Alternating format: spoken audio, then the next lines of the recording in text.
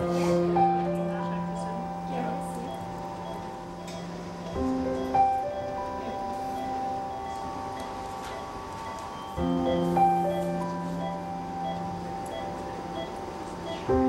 procedure that Anthony has just had with an MLB is an assessment of his airway. I've just downsized his tube down to a smaller tube, and some children can get rid of a tracheostomy tube in a few days, but with Anthony, obviously, his situation is a bit more complicated, so we're slowly weaning him off his ventilation and slowly downsizing his tube, and I would hope that over the coming few weeks that we will be able to decannulate, which means take out the tube completely and allow Anthony home. Hello, well done.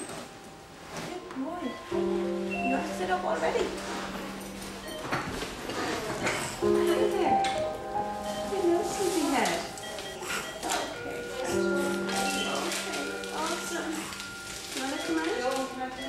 Many issues going on at the same time. His lung issues, the jaw surgery, that jaw surgery being done over a number of steps, and the tracheostomy basically allowing that. But now we're at a stage where he's over all of that. His lung function is improving, and we'd certainly hope to be able to get him home without the tube.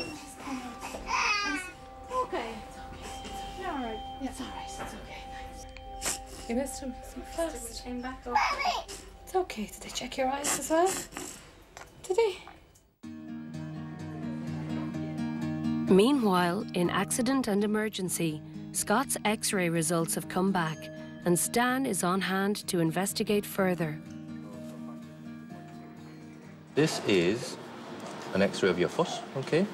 And if we enlarge it, this is your toe here. So this is your toe here, and you see that little crack here that's there? So the little crack that's there is a fracture. Normally what we do with these is to strap the two toes together, and you can't put any weight on it. So we're going to give you a pair of crutches as well, okay? And the other thing you probably need to do, because it's going to be really, really sore, is to take some pain relief. The X-ray showed a fracture, but the fracture was undisplaced, meaning that the two bits of bone, although fractured, weren't displaced. That means that conservative management is possible. What we did with Scott was that we body strapped it, so i.e. to immobilize the toe against the next toe, and also then to rest his foot, so i.e. not weight-bearing with a pair of crutches. Okay. That might be a little bit... The last thing, I suppose, would be analgesia, which is a pain relief. And that's vitally important. The whole trick, I suppose, is to try and, once a novelty is worn off, you need to actually keep them off the feet, because, any weight bearing on fractures, even if it's a toe, can mean slower healing. Did you make your appointment at the fracture clinic? I'm going to make them. Grant. Okay. Any worries? You know where we are, okay? Thank you. All right, bye-bye.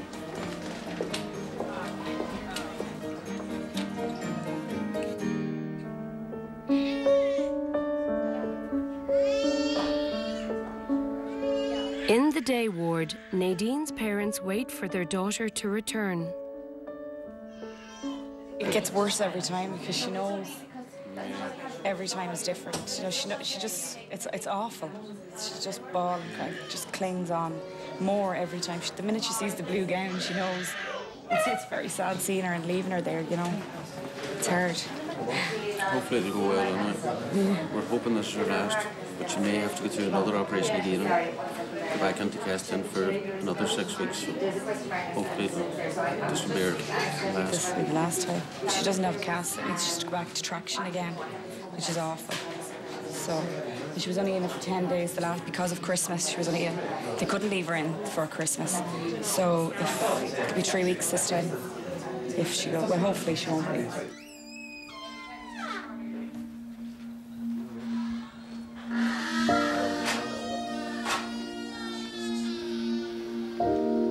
A new final cast means that the treatment is working. And as she is brought back to Mum and Dad, the outcome is positive. People used to think they were all born with these problems. We know now that this develops in many babies over the first few months, so it's a little bit difficult to pick them all up early on, but relatively speaking, it's quite common here. They said they were happy enough, so back again in 6 weeks. The doctor's going to come around now and tell us what happened, but they said they're happy enough with her, so it's good. She's in great form. What's going to happen now is she's staying this for another 6 weeks and back again now, and this is the last one, so when this comes off then she'll just have loads of physio and hopefully that'll work.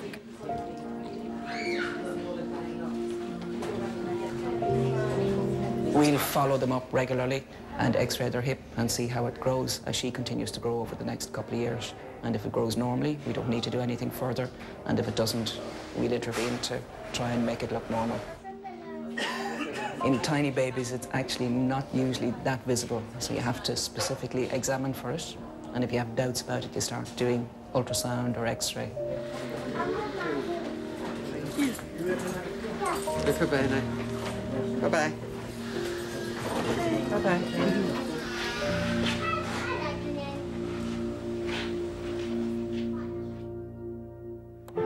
Oh, these great muscles. Have you got it? Will I give you a hand?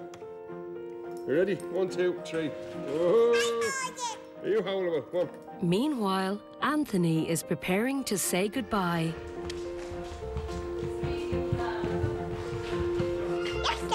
What number are we going to? What number are we going to? I'm not surprised the wrong number. What number is it?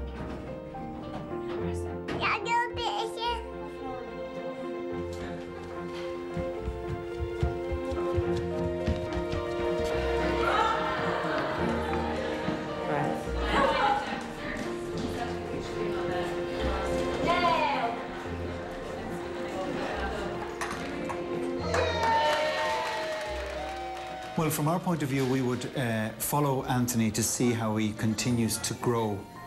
And in essence, any surgical intervention, from my point of view, would be targeted at the issues that might turn up. If we were concerned about his breathing, then we might have to look at a further distraction process. But if we can delay any major surgical procedure, that would be the best, because we need to get as much growth out of his craniofacial skeleton before we intervene again. Because there's always a worry that the more times you undertake surgery on a growing skull or growing facial bone, the more likely you are to stop future growth or to interfere. Communication may be an issue with him, particularly with his peers. So he will find it somewhat difficult to develop relationships with his peers, not least because of the appearance, but also because of the communication issues. But having said that, I think that if anybody's going to be able to get over some of those issues, Anthony will certainly be able to cope with that. Anthony's been so sick, he's been up and down, and a lot of infections, pneumonia, his lungs, and just anything that could go wrong basically went wrong. So you have to be there. You just don't realise, like, time just passes by, and just had to bear and grin and go along with it.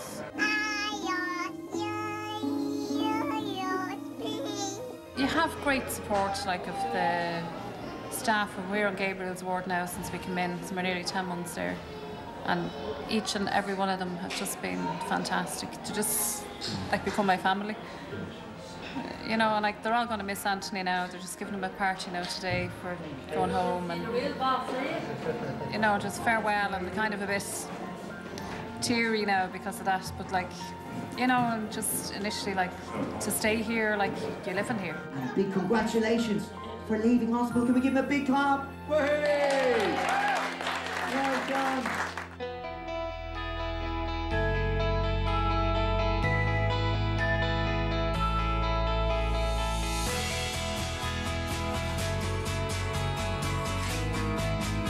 Next time on Temple Street Children's Hospital. He had what's called a Chiari malformation, what's basically a hernia at the back of the brain. The earlier you tend to treat this, if it is causing symptoms, the better. Up, are you on the hill, Mandy? Yeah. Come on. What can you see? Can we see your glasses?